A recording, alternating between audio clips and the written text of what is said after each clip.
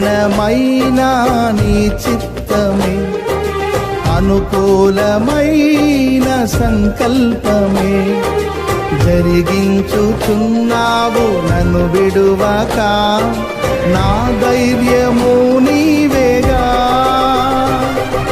నీవే నీవే నా జయ గీతము, నీవే నీవే నా స్తుతి గీతము, నీవే నీవే నా జయ గీతము, నీవే నా స్తుతి గీతము.